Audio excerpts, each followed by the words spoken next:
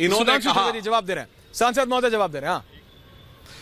इन्होंने कहा कि हम हिंदू धर्म के साथ धोखा कर रहे हैं। अब मैं याद दिलाना चाहता हूं, भदौरिया जी ने एक कोट किसको किया? स्वामी विवेकानंद को। स्वामी विवेकानंद की प्रसिद्ध उक्ति है, गर्व से कहो हम हिंदू हैं। और एक इनका है स्वामी प्रसाद मौर्य, जो कहता हिंदू धर्म धोखा है। अरे भैया, धोखा कौन कर रहा है? आप स्वामी विवेकानंद को कोट कर रहे हैं और जो कहता है हिंदू धर्म धोखा है उसको प्रमोट कर रहे हैं, संजय निषाद उसको जनरल सेक्रेटरी बना रहे हैं। और सुनिए, इतना ही नहीं, बीच में नहीं, आपके बीच में कोई नहीं बोलिए, मैंने आपको शांति से बोलने दिया। अब आप लगातार डिस्टर्ब करने लगे, आप कुछ भी बोल रहे थे, मैंने पूरी शांति से सुना आपकी बात। अब मैं बताता हूं, इतना ही नहीं है जनाब, हिंदू धर्म का इरेडिकेशन ऑफ सनातन धर्म, आप बाकायदा चेन्नई में कॉन्फ्रेंस करते हैं हिंदू धर्म का समूल नाश। और आपके साथी चंद्रशेखर, बिहार के शिक्षा मंत्री, वो अनाप शनाप बोलते हैं। बिहार में फतेह बहादुर अनाप शनाप बोलते हैं। तेजस्वी जी अनाप शनाप बोलते हैं। डिसमेंटलिंग ग्लोबल हिंदुत्व ये बोलते हैं। कांग्रेस के कर्नाटक के पीडब्ल्यूडी मिनिस्टर, जो पहले कार्यकारी अध्यक्ष भी रह चुके हैं, सतीश जारकीहोली, वो कहते हैं हिंदू शब्द गंदा है। अब स्वामी प्रसाद मौर्य कहते हैं धोखा है। तो डिंपल यादव कहती मैं इनके साथ बयान से सहमत नहीं हूं। और स्वामी प्रसाद मौर्य की बेटी भाजपा में है। ये आदमी अपने आप में कितना बड़ा धोखा है, ये पार्टी कितना बड़ा धोखा है, वो साफ समझ लेना चाहिए। हम तो सबको समान रूप से कहते हैं। और दूसरा धोखा देखिए, रत्नाकर त्रिपाठी जी क्या बोले, मुहूर्त के बारे में बोल रहे हैं। ये वही लोग हैं, अभी इन्होंने डॉक्टर जोशी का नाम लिया। विनोद अग्निहोत्री जी इस बात की तस्दीक करेंगे, जो डॉक्टर जोशी ने एचआरडी मिनिस्टर एस्ट्रोलॉजी को पाठ्यक्रम में किया था, ये सब कोर्ट गए थे कि ये मुहूर्त, ज्योतिष, ये सब ढोंग है, अंधविश्वास है, ढकोसला है। आज मुहूर्त को कोर्ट करते हैं। सोचिए कितना बड़ा धोखा है। मगर तो मैं इस धोखे में भी खुश हूं, इसलिए कि जितने लेफ्ट लिबरल सेक्युलरिस्ट, जितने कामी वामी ये सब थे, 2014 से पहले आपने 2014 से पहले आपने किसी को रामचरितमानस की चौपाइयां कोट करते नहीं देखा होगा। 2014 से पहले कोई वीडियो नहीं देखा होगा जहां संस्कृत के श्लोक कोट कर रहे हो। और जहां पे बोला था रत्नाकर जी ने, मैं उसी बात से समाप्त करता हूं। आपके पहली बात का उत्तर एक भर्तृहरि के नीति शतक के श्लोक से देता हूं, जिन्होंने कहा है, खलह सर्षप मात्राणि पर छिद्राणि पश्यन्ति, आत्मनो विल्व मात्राणि पश्यन्नप न पश्यति। अर्थात जो लोग दुष्ट प्रकृति के होते हैं, वो दूसरों के छोटे छोटे छेद जैसे, यानी तिल जैसे छोटे छोटे दोषों को ढूंढते हैं और अपने बेल जैसे बड़े बड़े दोषों को देखते हुए भी नहीं देख पाते हैं। परंतु जनता सबको देखती है कि किसके अंदर कौन सा दोष है, कितना बड़ा दोष है, किसका कौन सा चरित्र है, कौन राम के चरित्र के साथ है और कौन राम की भक्ति कर रहा है, कौन बगुला भक्ति कर रहा है। ये सबको समझती है। किसके मुंह में राम, बगल में छुरी है, किसके मुंह में राम और हृदय में भी राम है। ये अंतर है। हम 2 सीट के थे तब भी दिल में राम थे। जिंदगी में सोचा नहीं था सत्ता आएगी तब भी दिल में राम थे। आज 303 पे भी दिल में राम है।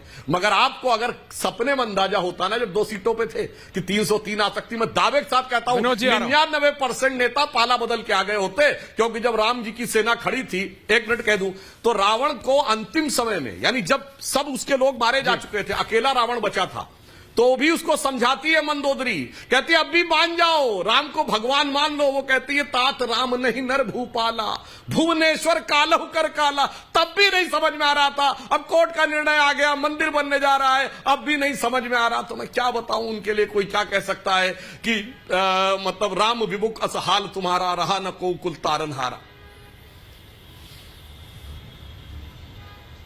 मैं तो इतना ही कह सकता हूं सुधांशु जी कि आप इशारे में जो कह रहे हैं जनता समझ रही है, क्योंकि मैसेज करें। लेकिन मैं इस पे विनोद जी का रिएक्शन चाहता हूं, उसके बाद त्रिपाठी जी आपके पास आ रहा हूं। विनोद दादा जी। विनोद जी देखिए, सुधांशु जी मेरे बहुत अच्छे मित्र हैं और सुधांशु जी ने जो रामायण को उद्धृत किया है, रामचरितमानस को, तो मैं भी थोड़ा रामचरितमानस को उद्धृत करूंगा, क्योंकि मैं उन लोगों में हूं जो 2014 से पहले भी रामचरितमानस की चौपाइयां और शास्त्रों का उदाहरण देते रहे हैं। तो मेरे बारे में बात सही साबित नहीं होती कि 2014 के बाद वाला मैं हूं। देखिए, रावण को पहले दिन से मालूम था कि राम भगवान है। जिस वक्त उस सूर्पनखा ने जाकर के रावण से कहा कैसा सा हो गया, खरदूषण को मार दिया गया, तो रावण एकांत में जब जाता है तो कहता है कि खरदूषण मौसम बलवंता, उन्हीं कुमारे बिनु भगवंता, जन रंजन भंजन मई भारा, जो भगवंत ली ने अवतारा, तो मैं जाए बैर हट करियो, इन प्रयास भवसागर तरियो, वचन न हुई तामस देहा, मंत्र मंत्र ये तो रावण को तो पहले दिन से पता था कि ये ईश्वर है, ये परमेश्वर है, नारायण है, मेरे उद्धार के लिए, मेरे संहार के लिए आए हैं, और अगर मैं इनसे युद्ध करूंगा तभी मेरा उद्धार होगा। और राम तो वो हैं जो अपने विरोधियों को भी मोक्ष दे देते हैं। महामुखिया जे पावे ते गई प्रभु पास चलावे, कहा विभीषण तिनके नामा, दे राम तिन्हों निज धामा। तो राम के लिए न कोई विरोधी है, न कोई पक्ष में है, न विपक्ष में है। इसलिए राम को विवाद में न घसीटा जाए।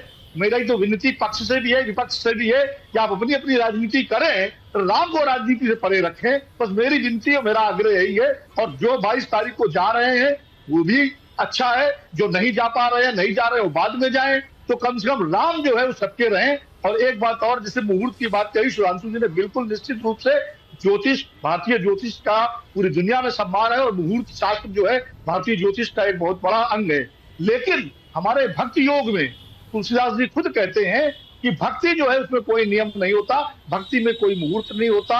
इसीलिए इस देश में संत रविदास भी हुए हैं जिनको कठौती में गंगा मिलती रही है। इस देश में कबीर भी हुए जो निर्गुण राम रहे, जो बिना किसी मंदिर जाए, बिना किसी मस्जिद जाए राम को पा जाते हैं। तो मुहूर्त वालों के लिए मुहूर्त भी श्रेष्ठ है, और जो मुहूर्त न मान के भक्ति काल में जाते हैं उनके लिए भक्ति श्रेष्ठ। बहुत बढ़िया विनोद जी। रत्नाकर त्रिपाठी जी कुछ कहना चाह रहे हैं सुधांशु को। अनुराग भदौरिया जी आ रहा हूं, और मैं उसके बाद अपनी साथी अनामिका के पास जा रहा हूं। जी रत्नाकर जी, आप कुछ कह रहे थे। जी, मैं निश्चित कहना चाह रहा हूं सुधांशु त्रिवेदी को, मैं निश्चित कहना चाह रहा हूं कि प्रश्न कुछ और था, उत्तर कुछ और मिल रहा है। मैं भी विनोद अग्निहोत्री जी की गवाही ले रहा हूं। मैंने निमंत्रण देने के तरीके पे आपत्ति उठाई थी कि जोशी जी, चंपत राय कहते हैं जोशी जी आने पे अड़े हुए हैं, लेकिन मैंने उनसे कहा कि आप मत आइए, ये निमंत्रण करने का तरीका मान्यवर। आप जो ही बता रहे थे कि हमने जोशी जी का सुप्रीम कोर्ट या हाई कोर्ट में विरोध किया, आपने कौन सा सम्मान दे दिया? जिन जोशी जी ने वैदिक गणित को लाया, ज्योतिष लाया, आप ही बड़े गर्व से कह रहे हैं, उनको निमंत्रण देके कहा जाता है प्रभु मत आइएगा, आइएगा पर मत, और वो अड़ियाए रहते हैं, आप कहते हैं नहीं आइएगा। और देखिए, हमारे आपके में सुधांशु जी अंतर है। आप अहंकारी हैं, हम लोग अहंकारी नहीं हैं। आपने कितना चित्रान्वेषण किया बैठ करके, मैंने तो आपकी वंदना की। मैं तो अभी फिर से कोट कर रहा हूं, जीवन तुम्हें शत्रुगुणा सदैव ये शाम प्रसादात सुविचक्षुषोहम, यदा यदा में विकृतम लभन्ते तदा तदा सुविचक्षुषोहम। मेरे शत्रु हमेशा जीवित रहें, क्योंकि जब जब मैं मार्ग से भटकता हूं तो वो मुझे चेता करके पुनः मेरे मार्ग पे लाते हैं। मैं तो आपके जिंदा रहने की कामना करता हूं। और आप मुझे फिर बताइए कि निपेंद्र मिश्रा का कमांड सेंटर में नहीं बचे थे? आप जिंदा रहें ताकि आप देखें कि आपने निपेंद्र मिश्रा को बनाया, जिन्होंने कहा सेवकी की हत्या कराई। हमारी आपत्ति रत्नाकर त्रिपाठी की निमंत्रण देने पे है। और रही बात मुहूर्त की न महाराज, तो मुहूर्त तो आपने सीमित कर दिया। कार्तिक पूर्णिमा के स्नान हो, चाहे माघ का स्नान हो, बिल्कुल आ रहा हूं, चाहे अभी मकर संक्रांति के स्नान में, किसी भी स्नान में आम जनता की मनाही नहीं होती है। 20 तारीख से अयोध्या में गाड़ियां रोक दी गई हैं, 20,000 लोगों को निमंत्रण भेजा गया है। राम उन्हीं 20,000 लोगों के हैं। बाकी लोग घर में बैठ के अक्षत करें और घंटा बजाए, जिसका मन हो वो न जाए, उनके लिए मुहूर्त नहीं है। आप उन्हीं को लाभ देंगे जो पद पे बैठे हैं। कैसी बात कर रहे हैं आप?